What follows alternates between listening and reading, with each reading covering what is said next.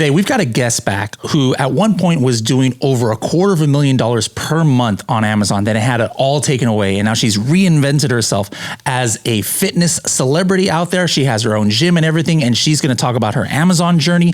And she's going to give us tips and tricks on how to stay healthy as entrepreneurs. How cool is that? Pretty cool, I think. 1, 2, 3.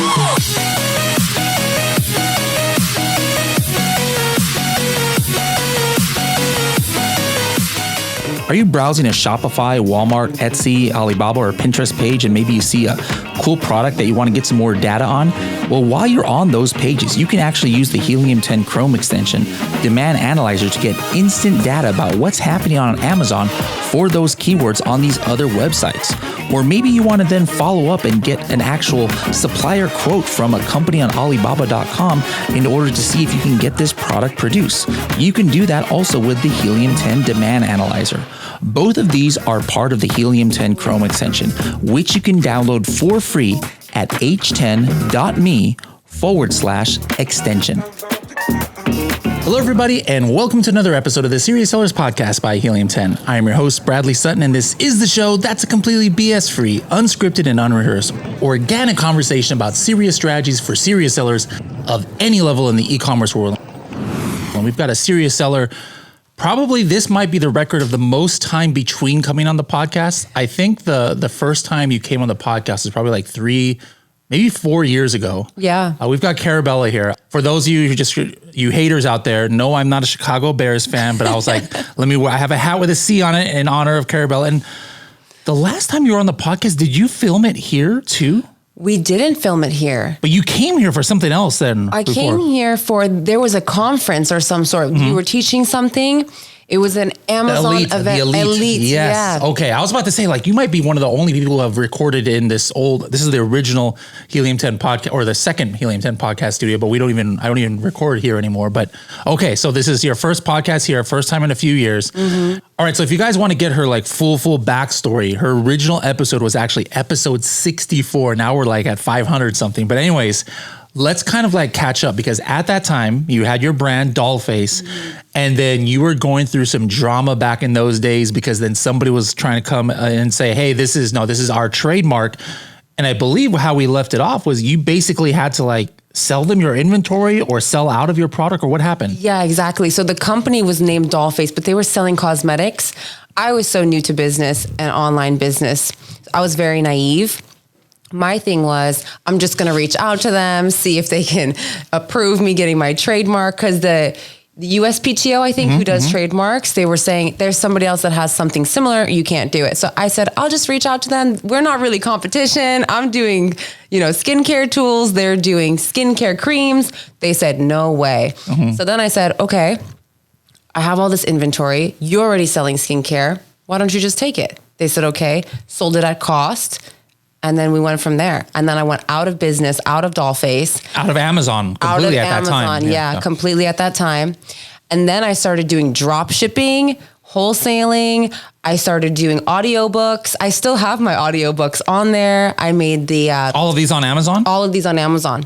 So I did a fitness tracker book, things like that. And I was selling those. Yeah. So completely different business. And then that was around the time, at that time, you were kind of like a micro influencer in the beauty, scene because that was what your product was. Right. But then you kind of I remember that was when you first started doing fitness videos on YouTube. Yeah. Did you make a new YouTube channel or you just switch your existing YouTube channel to the fitness stuff? Yeah. I switched my existing YouTube channel. I completely pivoted. I just started posting workout content and all my subscribers were like, what is going on? And I just took down all my skincare stuff. Uh-huh. And a lot of people unsubscribed. They were like, we're here for the skincare. Mm-hmm. And I said, okay, see you later. But I just started posting workout videos. I had a tiny little apartment and I started doing these little workout videos in the dark. Basically, it looked so bad. And then little by little, I started my community there. What prompted that? Were you just so fed up with what happened with the beauty stuff? I don't want to do the skin or the skincare stuff that I don't want to do this anymore. Or you're you know what? I think there's a need. I see an opportunity for me in the fitness world, or how did that happen? It was kind of like a passion thing. I took Tai Lopez's course, 67 Steps, and he was saying, what could you do all day long and love it? and talk about it. And I was getting burnt out on the skincare thing. I was making too many videos. My skin was breaking out. I didn't even wear makeup in reality. It was just like not aligned with me. Yeah. I was just selling it to sell it, and it was selling. So I was focused more on money there. When I said, what could I really do and just do it endlessly? It was fitness. I worked out every day. I ate healthy. I was just in that lifestyle, and it didn't feel like work. Okay. So I just jumped in. All right. Now, how, the other Amazon stuff, audiobooks, drop shipping, like how did those work out for you in the meantime? Was that the income that was sustaining you in those days? So I did drop shipping and I did wholesaling, and I didn't do anything for fitness. Mm-hmm. I just kind of learned how to do all this drop shipping. So I was pulling What kind of drop shipping? I was pulling products from Walmart, and I was selling them on Amazon. I used to do that too until Amazon started cracking down. Money making, baby. Oh my goodness! Like I think in one November, December, I probably did maybe $200,000 in just 1 or 2 months. It was insane in those days. Yes, literally $1 million in a few months. Just in, that selling. And it was crazy. And then slowly, and I started opening more Amazon accounts. This was before they got so strict. So I had multiple selling accounts. I had multiple LLCs, and I was doing all this stuff with Walmart. And then I was also using Home Depot. I was using Costco. I was using all these other places to fulfill from, because Alibaba and AliExpress, it just took way too long. And people on Amazon, they want their orders. But people started telling on me, taking pictures of their Walmart bags. Why is it? That was so ghetto. Walmart was ghetto in those days. They would straight take DoorDash. I think they still do it a little bit, like DoorDash drivers, and they would literally leave a plastic bag of Walmart. And this is supposed to be an Amazon order. I remember that. And I got busted, but I made a lot of money very quickly, and it was pretty successful for a while. Yeah. And now, how about the books? Did that do anything for you? Yeah. So I wrote a planner, a fitness planner. It was scan the QR code and work out for 60 days with me in a planner. So you scan the workout, you scan the QR code, you get a workout, and then you do, I ate this today. And it's a weight loss book, basically. A little bit digital because the QR code. And then from there I said, okay, what about Kindle books? I took a course called publishing.com or something like this, where they teach you how to build out Kindle books and ebooks. And so I started doing that. I made a couple of those, and those are still on Amazon, just listed there. Okay. I don't even look at them. So around what year, from when to when, I'm assuming it was after we had the podcast, obviously. So late 2019, you started doing the drop shipping. How long were you doing the drop shipping stuff? I did the drop shipping for, I think, 2 years. So so it was a decent amount of time.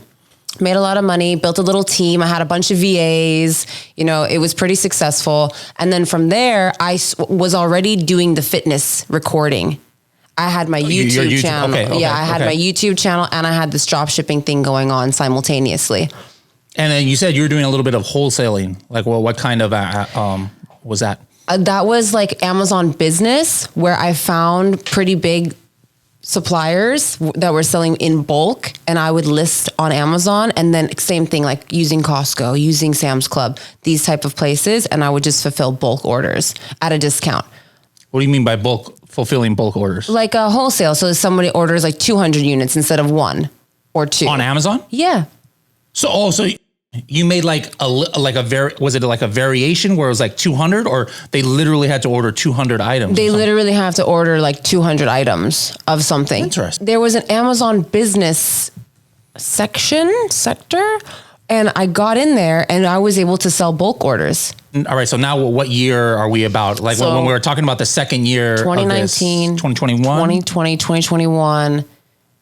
2021, end of 2021, 2022. And then I completely stopped all of that. No more drop shipping. Amazon got crazy. They closed a lot of my accounts. I had one account open. I think I have one account open, which is where my books live. Yeah. On the YouTube side, was there a time, where it just started taking off, or has it just always been gradual? Because I remember you started really small, but now you're really big. It's not crazy big. It's 6,000 subscribers still kind of small, but I feel like I have a very loyal following. And then I started selling from there. So selling inside of there. So I created a Shopify store with some workout things from Walmart. People can come buy from my Shopify store, things like that. And then obviously, YouTube pays you for ad revenue and super chats and all these things that you can do when you're going live and stuff like that. Okay. Yeah. All right. That was always just gradual, steady.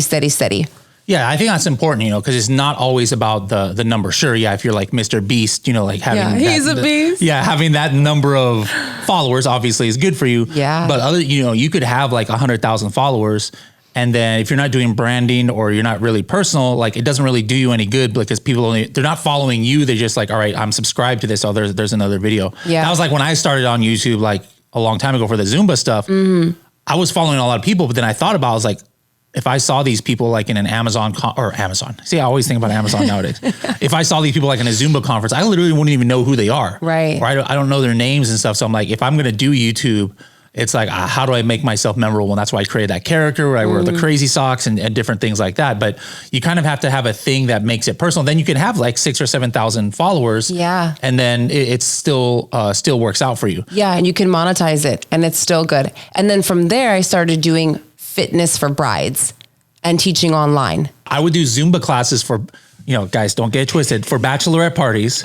It wasn't, the clothes stay on, all right? But, like weddings are very stressful. Oh yeah. And they're like, for weeks, they're just like going crazy. And they're like, hey, all right, a couple days before the wedding, we just want to kind of like get our endorphins out and just like work it out. We're kind of, and so like, I would make a lot of money doing bachelorette. And there'd be good dudes there too, that'd be kind of strange, but so that's an interesting thing. So then you like, was it mainly like, hey, get the bride in shape over a certain amount of time or something like that? Exactly. Okay. So from there, I started doing my YouTube. Amazon was like way gone. Didn't even focus on it. I started doing more personal training, one-on-one stuff. And then I said, I can't do one-on-ones. This is going to be crazy. Like I have no time. Yeah. So then from there, I took a course. Look at me taking all these freaking courses. I learned Amazon from a course though too. But hey, hey guys, real quick takeaway here. Everybody takes courses. Very few people actually act out or actually do what they learn. But like I take a course. Oh, great. I learned so much. It was great. Or are you doing it now? No. Like maybe they haven't all worked out, but literally she took a course on Amazon. She started Amazon. She took a course on wholesaling and drop shipping. She started doing that. Now she took a Ty Lopez course. She started, she did something off that. I like that. I wish more people were like you, but go ahead anyways. Yeah. It's a finisher mindset, right? There you go. Yeah. I did the publishing course. I made books on Amazon. They're still there selling, like you get royalties from them. So I took this course, Ruben Brooks, he's a coach and he teaches coaches how to build their online presence for fitness. So I took his course. It was expensive, like $6,000, $10,000 course. Wow. And I was like, I'm going all in. So I built out my online program. He said, you need to niche down. I said, okay, who can I teach? I had experience in the bridal industry from way before I started selling on Amazon. I worked with weddings and events. So I said, brides, they got the money. They want to look good in their dress, feel sexy. Their honeymoon after, they want to be like ready. So boom, that became my niche. And I started building out my course for brides. And then from there, it just was kind of easy because there's a lot of brides in LA, especially Beverly Hills, that have the money to take training. So all this time, like you were saving money too from the Amazon, because I'm assuming you weren't like living, it's not called paycheck to paycheck, but disbursement to disbursement from Amazon. Yeah. You started saving up money. And then, so that means when that, when Amazon cut you off on some, it's not like you were on the streets or anything. No. Yeah. Always definitely have savings, have backup plans, and I did one-on-ones between. So after that, I did my one-on-ones. I made money doing, one-on-one training in the gym and things like that. So from there I said, okay, online is the way to go. I bought the course. I went to conferences in Arizona to learn about the industry. And then I started making money online again, but in fitness this time. At what point did you just kind of like shut down almost all of your Amazon? Like today you have no physical products. It's 100% just like your digital products? Digital books. Yeah. 2 digital books. They just are on Amazon. I don't even look at them. Did you have like tons saved up, or was there a time where you're kind of scared? Like, okay, Amazon's not going to work out. I better get something else, pretty fast, or was that other income from the training and stuff already going by that time? Yeah, it was already going by that time. I'm also very much a worker person. I look ahead a lot. So I'm seeing like, okay, I'm stopping Amazon. They're closing my channels. I'm going to get my personal trainer certification so I can start teaching people what I love. And this was already in my mind because I was teaching people how to do it on YouTube without a certification. So then I thought, why not be more legit and then offer these things in person? And trainers can make a lot of money, especially where I live. You can make a lot of money per hour. So I had already kind of foreshadowed what I wanted to do before Amazon cut me off completely. So I had savings, and I didn't live beyond my means, which a lot of people I feel like do, which is bad. Running up their credit cards, especially in California, not paying their thing. I had a Mazda. I think you knew me then. Yeah. I had a Mazda. I lived very humbly, so I didn't have all of this debt on my head, and I didn't have too much to play catch up with. Was there a point where just the training on their own like completely replaced what you were doing on Amazon, or was it still a little bit less? Still a little bit less. It was less in person for sure. Yeah. And then when I started to build scale with the online program, and I could have way more clients than just like 6 a day, because 6 a day is like 6 hours of your life. Wait a minute. Are you saying you were doing like online, like Zoom? Okay. I for some reason I missed that. Okay. Yeah. So that just widens your base. Instead of trying to have to find all right, let's find a gym that we can both go to, or come to my house or something. Somebody could be anywhere. Yeah, exactly. And then I was doing training for brides and things like that. And then I built out courses. I already had libraries of videos on YouTube. I just put them in Trainerize, which is where all the videos live, like a course. Mm-hmm. And then all you have to do is reach out to people who are getting married. And I did the hashtag thing, the cold DM thing. Hey, I see you're going to get married. I see you just got proposed to. Hey, I'm a trainer. This is what I do. I'll give you a couple, 7 days free, 14 days free. Check out my course. Boom, get a sale. This type of thing. At what point did it get in your head where it's like, I want to have my own like brick and mortar location, like a physical studio? Or always. So that was always this was always a dream. Mm-hmm. I love Equinox. I love working out, and I always wanted my own place. And literally, I put it on my vision board. Mm-hmm, mm-hmm. It's on my vision board, this little studio with perfect yoga mats laid out with little yoga blocks. And then when I got my studio, I did the same photo shoot in there, and I matched it to my vision board. It was 1 year later. Wow. I put it on my vision board, and then 1 year later, I got the opportunity. What was your thought process? Because I believe it's a little bit unique where you're only catering to female clients, right? Like, was that always the plan, or were you just like kind of like thinking like an Amazon seller? How can I niche down, or what was going on there? A little bit like the Amazon seller. How can I niche down? How can I make it special? Yeah. Also, being in the gym as a woman, sometimes you get unwanted attention. Mm-hmm. A lot of women feel the same way. It was a consistent thing I heard from my brides about being in a physical gym. It's uncomfortable. I have a husband. I have my man, this and that. I don't want to get gawked at, all this stuff. So I have to deal with that. Oh, no, I'm just playing. So I just thought, what a concept. Yeah. And I know the majority of gyms are full of men. Right. So I cut my audience in like half. Yeah. Maybe even 60-40, because men just are in the gym. But we're doing something very different.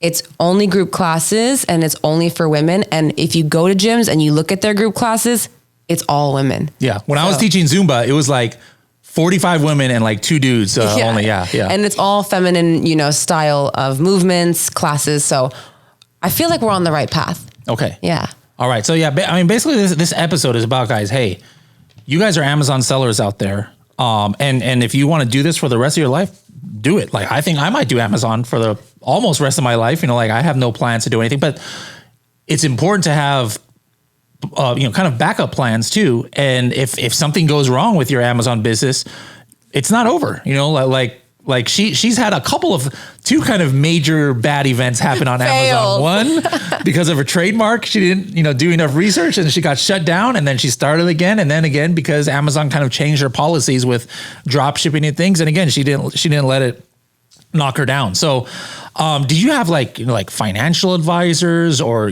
planning and stuff, or have you just done everything on your own? Yeah, no financial advisors, no planning. I mean, I had a financial advisor when I got life insurance, but that's as far as I've gone, so far. Yeah. Hopefully I get huge and I'll need all of those. But from where I'm at now and where I was, no financial advisors. I did QuickBooks. I had an accountant, but that's the extent of it. Okay. Yeah. So what's your plans? I mean, obviously this studio just started like a few months ago, right? We just opened about a month and a half ago. Okay. On the horizon, I want this studio to flourish. I'm only focusing on this one location first, but my big dream is to have a clothing line with this company, more locations with this company, and I want to go worldwide. Oh my goodness. Yeah.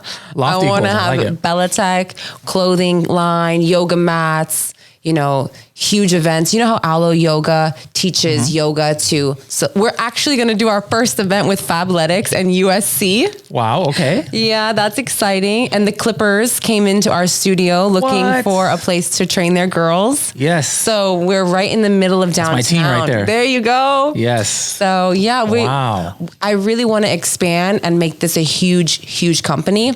I'm looking at it right now, like realistically. I just want to make this baby grow up. Yeah. So then you're almost guaranteed going to find your way back into physical products and online and e-commerce. Yeah. Because, if you start doing merch or something for your brand and start making your own, you're going to, if you get popular here, like right now, you're probably just buying all your own like yoga blocks and mats and stuff. We actually bought everything from Alibaba. Okay. But then you see you could still do that, but then now you put your logo on it and then, sell it for people, especially since because you're still doing the online courses and stuff like that. So then in that case, it's not just, only the people who go to your physical location would be buying your stuff. If you have customers all over the world, they could buy your stuff online. Exactly. And Bellatec is going to have an online portal as well, where people can work out with us from all over the world, even from this first location. I've already started building out with our web developer an online portal for girls to work out from New York, and they can join our Bellatec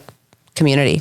All right, what's your advice for somebody else out there? Like maybe people nowadays obviously can't make money that quick the way you did because it literally doesn't exist anymore where you can just do drop shipping and stuff like that. Yeah. But is it a matter of like, hey, if you're selling on Amazon or Shopify or TikTok shop or whatever, like start putting some money to the side or what's your advice? Like how were you able to succeed with life after Amazon? I feel like you just have to play it smart, be careful, but also take risks. And financially, don't be scared to like burn it and keep moving, but also just be careful. Like I'm not a financial advisor so I can't really say much, but definitely focus on having a cushion, a fallback cushion. Save money, plan things for longer term, think smart, think about your future because Amazon changes every single day. And like you said, you literally can't do that type of drop shipping anymore, those type of selling anymore. And that was insane. But I would say just, focus on being a little bit careful, but also still taking risks because you can't be too careful or else you won't grow. All right, we're going to talk, the rest of this episode is actually something I've been doing the last year for guests on the episode is I've been asking them a lot of like non-e-commerce questions like, hey, what do you do when you need to step away from your business? Because I think all of us, you remember how it was like, you can get so engrossed because it's fun, sometimes, but like what's that meme? There's like a meme like, hey, Amazon sellers are the ones who want to quit their 9 to 5 just so they can work 16 hours a day, because we just get engrossed and especially when you're work from home, you could just like kind of let yourself go and not have great eating habits. So let's talk about healthy habits. But first of all, what's yours? Like it's kind of like fitness is almost like your job. That was like for me, like people ask me like back in the day, what did I do to stay in shape when I was in shape, like doing Zumba? Like I didn't have to, that was my job. Like I was doing 10 classes, 12 classes a week. I could almost eat whatever I wanted to, even though that's not good, but I would never gain weight because I'm just working out. But like, what about you? What about mentally? Maybe I need to take a step back from the studio, take a step back from my training. I just need to have some me time. What's your go-to hobbies or things? Yeah, this is the most important thing for all of us entrepreneurs because we get obsessed and there's no work-life balance. And at the moment, I have a brand new baby. I have no balance, but I force myself. You have a brand new baby? Yeah, Bellatec. Oh, okay. I was like, wait a minute. Okay. I was like, did I miss something? No, my business is like a month old. I'm looking at it like a child. It's helpless. Newborn. Newborn. Yeah. So things that I do to step away, it's very hard to get away from my phone. Just, I don't know, it's an addiction thing, obsessive controller thing. But I just go get massages, turn my phone off, get a massage, put it on do not disturb. I ride horses. I get in nature. I love to run on the beach. I love to meditate, journal. I'm a big journal. If anyone read the book, The Artist's Way. Okay. This book is amazing. It'll change your life. And so she talks about in that book that to sit down and do morning pages where you brain dump 3 pages a day and you give yourself time, and then you can, understand yourself better. But healthy habits for me is giving yourself time alone, not with friends, Yeah. I like to take a bath. I like to spend time in nature, go see my family sometimes. I mean, they're not very far, but I don't make enough time. They're my neighbors. They're I in know, San Marcos, right? they are your neighbors. My sister just had her 6th baby. Can you believe? Your sister has 6? Yeah. Wow, 6 that's kids. crazy. Yeah, and then I'm in the gym every day. Were they born at Tri-City? Tri-City Hospital right there in I Vista? don't know. Okay, that's where my kids were born there. Yeah. Okay. Cool. I don't know, but I saw the new baby on Thanksgiving and she's so cute. Oh. Yeah. But yet I work out every single day, 5 a.m. Make sure that you're choosing healthy foods. Your food is your fuel. Yeah. So if you don't choose good fuel, you're not going to have, a good day. You're going to feel slow. Let's talk about that for a little, because entrepreneurs out there, I think 15 years ago it was different, but nowadays, thanks to the apps from the devil, AKA DoorDash, Uber Eats, and everything else, like it's just so easy to, at least back in the day, maybe you were lazy, you actually ate better because, all right, I'll just make myself a ham sandwich or something, which is probably more healthy than, all right, let me order McDonald's to be delivered to my doorstep. Exactly. What are some eating habits for the stay-at-home entrepreneur, simple things that they can keep in mind to stay healthy? Yeah. No breakfast. Do intermittent fasting. I would say. How many hours on and I would off? say 16-8. 16-8. 16-8. So 16 hours fast, 8 hours eat. Okay. No breakfast. I don't eat until 11 o'clock. Okay. My biggest meal is lunchtime. And then I take breaks. Make sure you take breaks, guys. Get off your butt, walk around, get your steps in, 10,000 steps minimum. And 10,000 steps a day? minimum. We just did that. Okay, hold on. Minimum. Hold on. We did this thing at work where it was like a challenge, and they're like, all right, we need to do 7,500. And I was struggling. Like I was walking, like I would go an hour I have like a standing desk. So I have the treadmill on the bottom, and then I would do like an hour on that. And then there was some time where I was traveling. So I would like walk like 2 miles. And I'm like, I'm still not at 10,000. I'm like, what is it? Or not even at 7,500. So like, to get to 10,000, what does that mean? Does that mean I need to walk like 3 miles? Does that mean I need to spend an hour and a half on a treadmill? 6 miles. Oh my goodness. It's about 6 miles if you walk. Yeah. So I wear an Oura Ring. Usually it's dead right now. And I see my step counts are insane. I mean, I walk 25,000 steps a day. But if you want to be... you want to be like the hunter and gatherer people that we used to be walking everywhere, they did minimum 10,000 steps for women. Wow. Men's steps should be way more because you have higher testosterone, you have different bodies. Yeah. So I would say 10,000 steps a day minimum, get up and walk around. And then your smallest meal should be dinner. So you go to bed light, but you're not hungry. Okay. And then I don't eat after 7 p.m. Okay. So 11 to 7 is my window, and that's all I get. Just water? Afterwards? Okay. Water. I like green juice, celery juice, ginger tea, things that'll flush you out also. Yeah, that would be my way to how to eat if I'm going to stay at home. And even if I don't stay at home, this is how I eat. Yeah. So maybe like, hey, maybe that seems unattainable. I mean, it seems unattainable to me, almost 10,000 steps, but you can get a treadmill. That's all, you can still be on your computer, but on your treadmill, like while you're doing it. But then the thing that I don't do enough of is, like take walks outside. Mm-hmm. Hey, do you have a Zoom call or a call that doesn't require you to be in front of your computer? Take that Zoom call on your phone, right. Maybe, and just take a walk. Wow. Okay. Yeah. I need to step on my game here. Yeah. But don't forget, health is wealth, and you don't want to get to your wealth and be sick because you're not in good shape. Yeah. Like, don't forget that your body should be your number one. And the sharper you are physically, the better your wealth is going to be. That's true. And I saw something somewhere. I think it was the guy who does the 75 hard, Andy Frisella. Okay. He told me, he said, when people see a person in shape, they want to do more business with them. They want to work with them more because they see the discipline.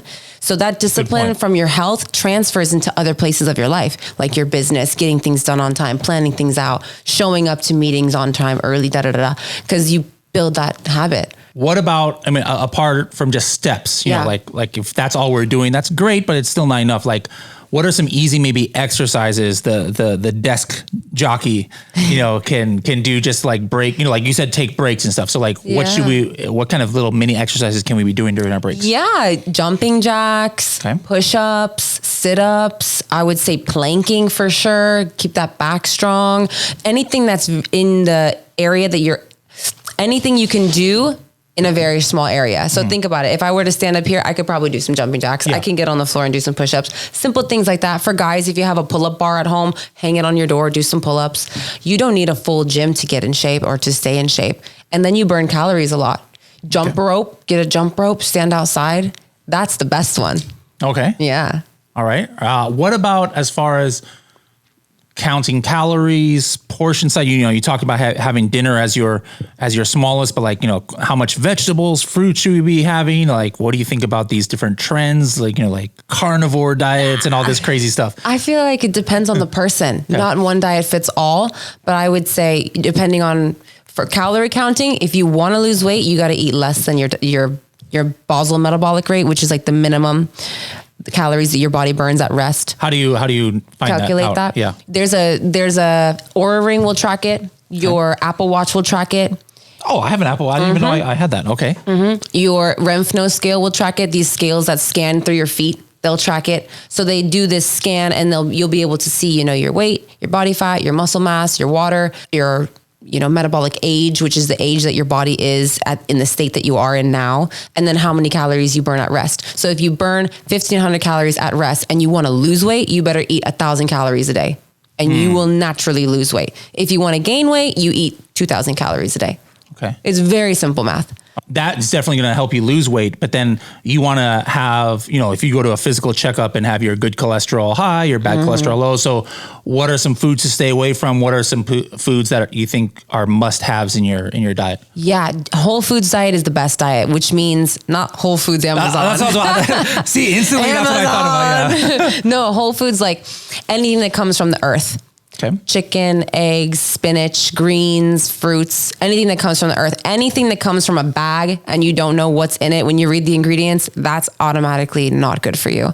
I don't drink sugary juices. I would stay away from sugar completely. I would do just foods that come from the earth. Must-haves in your diet: eggs, chicken, steak, unless you're vegetarian, which I did vegan and it was a shit show for me. I'm sorry. Can I say that? No, it was not for me. I did some blood work when I was vegan going through that.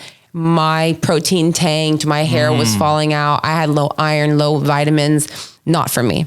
Some people are thriving on vegan. So I feel like it depends on the person's body, but whole foods diet is the best way.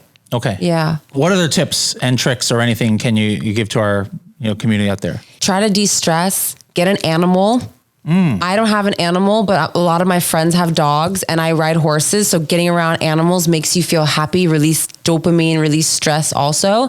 You have a companion, and then just spending more time outside, fresh air, grounding, just staying a human in a digital world is so important. And that we get lost in that. Yeah. Yeah. Sure. Any inspiring stories of people, like transformations that you've, like maybe it's a bride or maybe it's just one of your, clients, your one-on-one clients, where they actually like, all right, we're just going to go ahead and do whatever you tell me. And then they saw some like incredible results. Yeah, actually I have a lot, but I'll tell you this one, which I absolutely love. This guy I was training, he's a pharmacist, very successful pharmacist, very busy guy.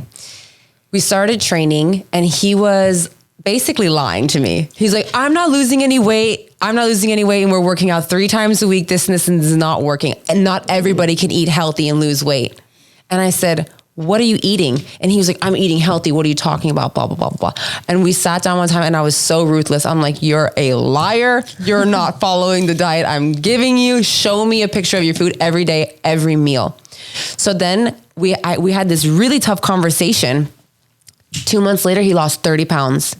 He was eating clean. He was training consistently, and 30 pounds, he looked like a different person. What did he take out of his diet? Like McDonald's. Also, he was eating McDonald's and complaining that he wasn't losing weight.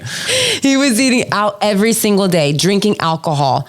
And he took all of that out of his diet. He started I had him on something very strict, like tuna, salad, water, and just almost like a keto.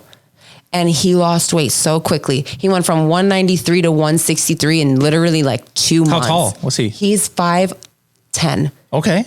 Well, I mean, 193 is not that, you know, like for a guy, unless you're like 5'6" or something. That's All right. Can you give me his diet plan or the one that you gave him? I could give you a diet plan. I want to lose 30 pounds in a couple months. It is strict. Oh, it's my goodness. strict, Right, but I'll give it to you. All right. Yeah. I have it on my phone right here. Awesome. Yeah. I'll give that to you. All right. So this has been a great episode because it's like, you know, we don't have, you know, like we have tons, of course, Amazon success stories on here, but success doesn't mean just success on Amazon. Just success in life is like, hey, are you happy? Are you, you know, supporting for you and your family and stuff like that? And you've achieved that. And it's, you know, sure, Amazon, you know, paved the way, but then you completely transition. There's nothing wrong with that. So guys, just don't be thinking that Amazon is the only way to success.